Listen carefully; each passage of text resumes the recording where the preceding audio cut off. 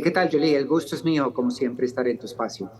Me gusta los planteamientos que haces, te hemos estado leyendo, pero primero y antes que nada nos gustaría conocer tu opinión respecto al caso Saldívar, esa luz para entender otra cara de la moneda. Sí, bueno, me parece que de entrada la investigación ordenada por Norma Piña, la presidenta de la Suprema Corte, en principio es una buena noticia porque las élites no son muy eh, tendientes a investigarse así.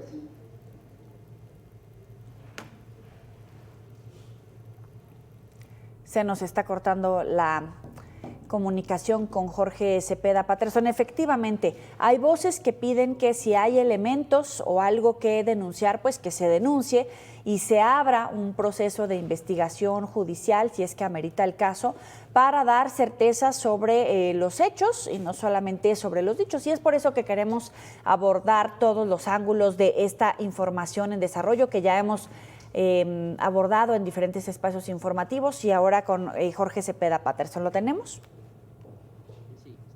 Estoy por aquí, ¿me escuchan? Adelante, adelante, Jorge. Desconocido. Te escuchamos, Jorge. Sí, decía, desgraciadamente la manera en que lo está presentando la ministra Norma Piña se da lugar a cierto sospechosismo. ¿Por qué? En efecto, es una denuncia anónima que da lugar a una investigación muy acelerada, en donde se difunden inmediatamente nombres, a pesar de que apenas son presuntos sospechosos. Y luego, evidentemente, los tiempos a 6 semanas de la elección federal. No significa esto que no pueda existir elementos para ordenar esta investigación. Por desgracia, la manera en que lo monta la presidenta de la Corte, la ministra Norma Piña, da pie, insisto, a estas posibles especulaciones de por qué lo está haciendo de esta manera tan acelerada. Toda vez que todos sabemos que hay un pulso, una confrontación entre el Poder Judicial y el presidente que hace, que no deja inocentes en este caso. El presidente ha hecho un embate tras otro sobre la Suprema Corte y a su vez la ministra ha dado pie en más de una ocasión de prestarse a una interpretación de si hay un sesgo político de parte de ella en esta confrontación con el obradorismo. En el fondo, Jolie, me parece que no son buenas señales para un poder judicial que está urgido de credibilidad, de legitimidad. Fíjate que acaba de salir la encuesta del INE sobre credibilidad en las instituciones y ministros y jueces son unos de los instituciones del país con menos legitimidad. Casi está por la mitad de la que genera el gobierno federal, muchísimo menos. Anda alrededor del 39-40% la credibilidad en los jueces. La del ejército anda en el 70 y tantos por ciento, la Guardia Nacional en el 60 y tantos, e incluso el gobierno federal, el ejecutivo, en 50 y tantos, es decir, 20, 30, 40 puntos por encima del Poder Judicial. Entonces, esto daña a la misma legitimidad, a la misma credibilidad de los jueces. Ahora, te estaba leyendo en tu cuenta de X la valoración de las candidaturas. ¿Cuál es tu evaluación después de el primer debate presidencial, evidentemente, cuando ya han pasado varios días y que podemos sopesar realmente los efectos que tuvo ese primer debate en el proceso de campaña rumbo a la segunda cita que tienen en este cara a cara? Básicamente, Claudia Sheinbaum y Xóchitl Gálvez, aunque Jorge siga haciendo ahí su luchita. Sí. Bueno, yo he insistido y creo que hay un consenso en el que este primer debate no le ayudó a Xóchitl Gálvez en el sentido de que entraba con mucha desventaja. Ya simplemente no haber perdido Claudia Sheinbaum en el sentido de que no fue presa pues de un knockout, de un golpe mediático, de una caída anormal, etcétera. Como decía, el que ganó en el partido de ida, cualquier empate ya es un triunfo en sí mismo. Entonces, Claudia Sheinbaum salió indemne con la ventaja con la que entró, si no es que incluso un poco más. ¿Por qué? Porque Claudia Sheinbaum iba al debate en términos a la defensiva, a no arriesgar, a presentar su discurso y a ignorar a Claudia, por supuesto, a Xóchitl Gálvez. Mientras que ella, que entra con una desventaja sustancial en la intención de voto, tenía que asumir este primer debate como con una estrategia de altísimo riesgo. Y en esto llevó la penitencia. ¿Por qué? Porque la obligó a ser muy belicosa, a estar muchísimo más pendiente de dar un golpe que en ofrecer ideas sustanciosas sobre lo que ella querría hacer como presidenta. En ese sentido, cuando sales demasiado belicoso y agresivo y no logras tu cometido, lo único que muestras es poca sustancia presidenciable, digamos. Era una estrategia arriesgada a la que tenía que incurrir de alguna manera según sus estrategas, pero al final no le resultó. Entonces, para concluir esta pregunta, es evidente que en el análisis del postdebate que se estuvo haciendo a lo largo de la semana, es evidente que había favorecido a Claudia Sheinbaum y no a Xóchitl Gálvez.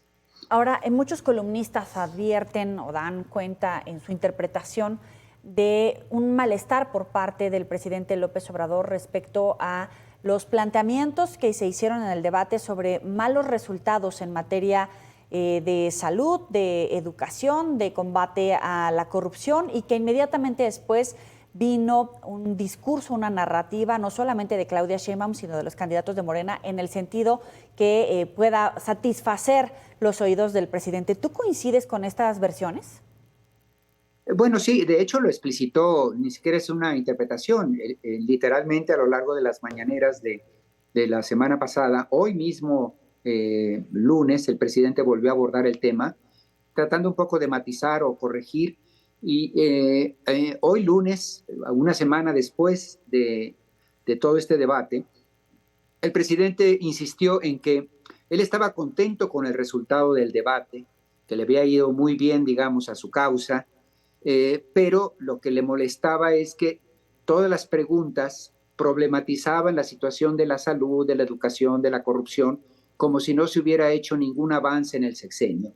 Y él, que está muy atento, como sabemos siempre, a la valoración que se hace a su obra, brincó de inmediato por la naturaleza de las preguntas, pero claramente el presidente intentó deslindar a Claudia Sheinbaum sin decirlo, porque como tú sabes, durante la semana, parte de las preguntas que se hacían los analistas es si esta incomodidad del presidente se extendía no solo a las preguntas, sino también al hecho de que Claudia no lo hubiese defendido lo suficiente. Sí. En la mañanera de hoy, ya 5 o 6 días después, el presidente intenta negar esa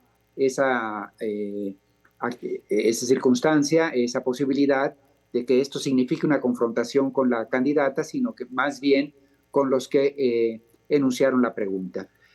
Ya queda para la especulación si él, en su fuero interno, no cree que de alguna manera Claudia debió haber hecho este planteamiento sobre este tipo de preguntas tan categóricas que no le daban ningún beneficio de la duda a la obra de la 4T a lo largo de estos años. ¿Y coincides con lo que se percibió como un malestar por parte de la gente que enviaba sus preguntas, por ejemplo, en términos de salud, también por ahí de educación, obviamente de combate a la corrupción? ¿Le hacían justicia esos planteamientos a los resultados del gobierno del presidente López Obrador? Yo creo que una mezcla, porque desde luego solo veíamos nosotros una muy pequeña muestra. Ahí sí estamos en terreno misterioso, una pequeña muestra, digamos, de lo que pudo haber sido todos estos comentarios que se estaban haciendo. En redes sociales, que es la parte más visible, evidentemente había pues, las dos corrientes, cada quien impulsando a los suyos y reaccionando en función de sus propias causas. Entonces, realmente cuesta trabajo visualizarlo así.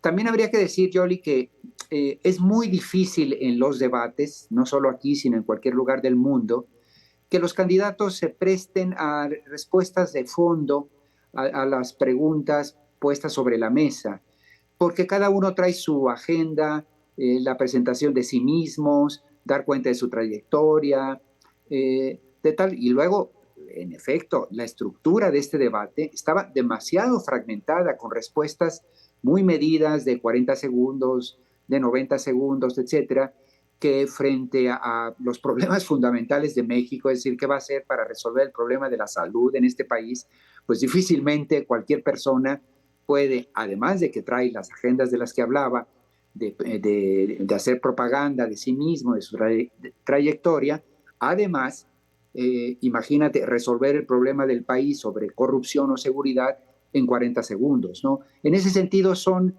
bastante anticlimáticos, pues se quedan muy por debajo de las expectativas que genera como tal el debate. Sirven esencialmente para ver la personalidad de los candidatos sujetos a presión, esencialmente, que no es poca cosa, pero difícilmente podemos derivar de ahí cómo van a ser como presidentes y qué ideas van a aterrizar y llevar a cabo desde el poder, ¿no? Jorge Cepeda Patterson, como siempre, un placer platicar contigo. Muy buena noche. El placer es mío. Buenas noches. Sabe que puede recuperar